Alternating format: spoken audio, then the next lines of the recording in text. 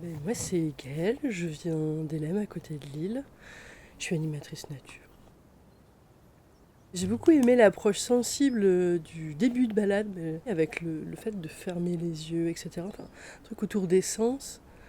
Et comme je disais, en fait, à un moment, j'avais l'impression à la fin d'être dans la mer, alors qu'on était dans les Flandres. Alors moi c'est Julien, je viens de Mayotte. Je suis assez nouveau dans l'animation nature.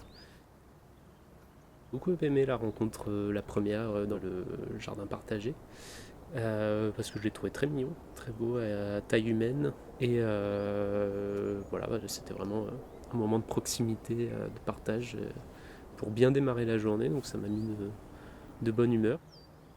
Bah, moi, c'est Sébastien et je viens de l'Isère, de la montagne. Parce que là, on est sur un mont, c'est pas la montagne. Les conflits liés au jardin, il y en a toujours eu et il y en aura toujours, à mon avis. C'est un peu ça, c'est un peu comme ça que ça se construit, en fait, de toute façon, quoi. Je suis Clément Charleux, je viens de Montreuil en Île-de-France.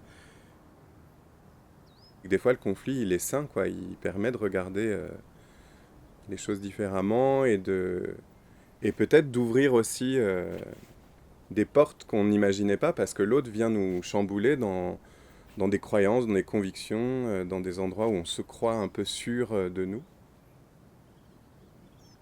Alors moi je m'appelle Lise, donc je suis coordinatrice de projet au FREN et moi j'habite dans l'Hérault. Je suis restée un peu sur ma faim sur comment l'art peut accompagner un conflit. Moi je pense que l'exemple que Sylvain nous parlait dans le cimetière de ces plantes qui ont été retirées, que ça allait favoriser l'érosion et que lui il avait pris des photos de ça et qu'il les avait montrées. Et je pense qu'à ce moment-là, sur un conflit d'usage comme est-ce qu'on met des plantes ou pas dans notre cimetière, parce que ça peut aller loin sur le respect du mort, etc., de la culture, mais de se dire en même temps, si on retire ces adventices, on va perdre le cimetière en fait.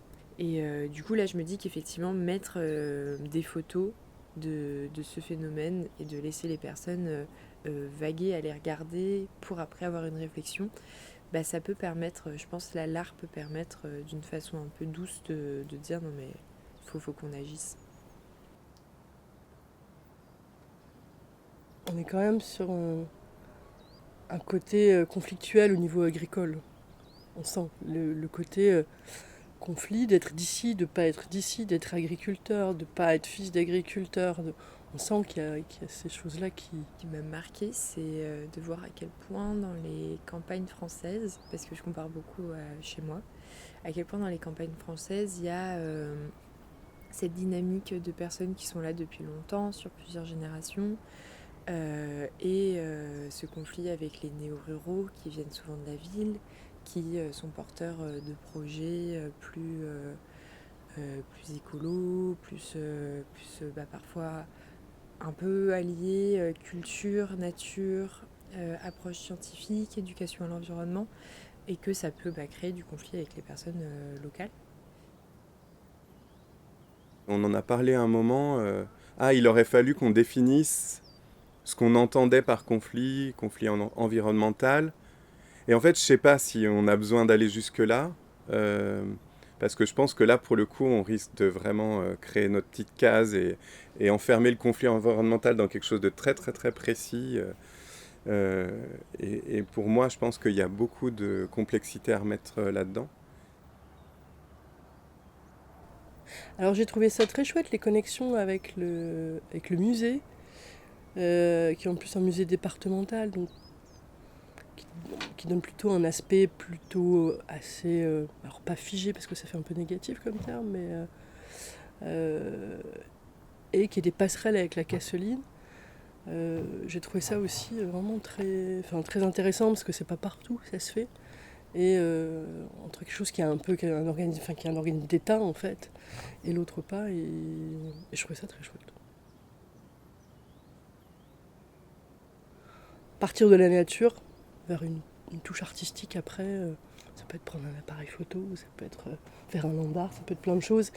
Et je pense que c'est des choses qui sont aussi qui peuvent être facilement mises en place des petites choses qui peuvent être faciles sans partir dans des choses trop compliquées. C'est important. C'est un outil super important, je pense. Je travaille avec des maternelles, donc une toute petite œuvre d'art, pour moi, ça peut se suffire à soi-même, entre guillemets, quoi. Ou un truc joli, un petit peu, tu vois. L'idée, c'est de pouvoir choper un petit peu tout le monde, donc de faire un peu des moments calmes, de faire des moments speed, de faire du scientifique, de faire de l'artistique, de faire, tu vois, les alternances. Je continue à être dans ce principe-là, quoi, dans l'approche sensible et puis dans le sensoriel, dans tout ce que tu veux, quoi. Et du coup, la pratique artistique, pour moi, ça en fait partie un petit peu pour pouvoir accrocher des gens qui seraient pas physiques ou qui seraient pas trop cérébrales, on va dire. Bah, comme je suis très art urbain, ça m'a bien plu l'anecdote de Sylvain hier sur les caméras, sur cet enjeu à Cassel des caméras, du mouvement un peu de qu'est-ce que ça veut dire placer des caméras, est-ce qu'on est en insécurité, qu'est-ce que ça provoque.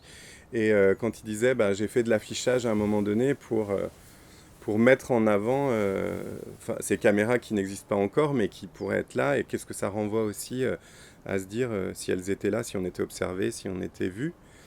Là, il y a une tentative, en tout cas une approche qui permet le dialogue, comme je le disais avant, quoi. Je pense que ça, c'est aussi intéressant. Et pour moi, l'art, il peut venir un peu, comme je le disais, ouvrir un petit peu notre humanité, nous permettre de ressentir peut-être d'autres choses, de pas se mettre à la place des autres forcément, mais en tout cas d'avoir un autre regard, un autre point de vue, ou voire d'être confronté à un truc qu'on n'a pas envie de regarder, et de se dire je l'avais jamais vu de cet angle-là, et là ça me choque, ou là je suis pas à l'aise, et donc qu'est-ce que ça veut dire en fait sur le sujet, si l'artiste m'emmène à réfléchir là-dessus, voilà, qu'est-ce que ça renvoie pour moi, et qu'est-ce que l'artiste me permet de regarder différemment.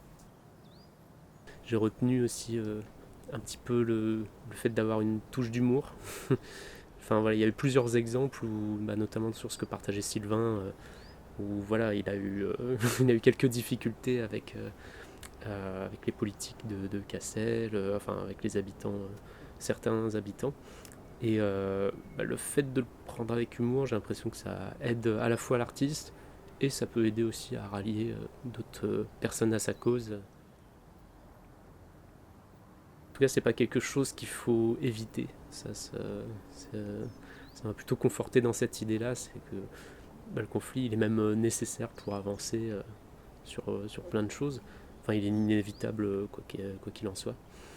Donc l'aborder d'une meilleure manière, c'était pas mal. Je crois que ça s'ancre, la notion de conflit s'ancre très fortement dans qui on est, notre histoire, notre vécu. Et c'est vrai que de plus en plus, moi, ça me donne le sentiment d'essayer d'aligner les choses en moi pour être au clair sur ce que je veux pas. Et donc je me dis que cette clarification-là, elle permet aussi, je pense, d'être moins en conflit avec l'extérieur. J'ai commencé par le jardin parce que c'est vrai que c'était un bon début, du coup ça m'a plus marqué de commencer la journée par ça. Mais la fin était tout aussi chaleureuse à la Casseline. On a vraiment été accueillis comme à la maison, c'était super gentil. Donc c'était vraiment très appréciable. Le sandwich aux fleurs, je m'en rappellerai longtemps, je pense. Un moment vraiment agréable, je pense, c'était quand on a chanté autour du feu, parce qu'on était dans un endroit, on était sous le ciel, il y avait plein de générations qui étaient regroupées autour de ce moment. C'était un moment qui était simple, où chacun pouvait exprimer ce qu'il avait envie. C'était assez participatif avec la distribution des instruments, et c'était des chansons qui étaient axées assez sur éducation, comme elle disait, bien-être, nature. Donc ça permet aussi d'avoir cet espace exutoire dans un entre-soi où voilà, c'était très agréable avant d'aller dormir. En plus, il faisait bon à côté du feu. Une immersion sur 1 jour et demi sur des nationales, c'est la première fois, donc ça me fait du bien. Une nuit à la belle, dans le nord, qui l'eût cru.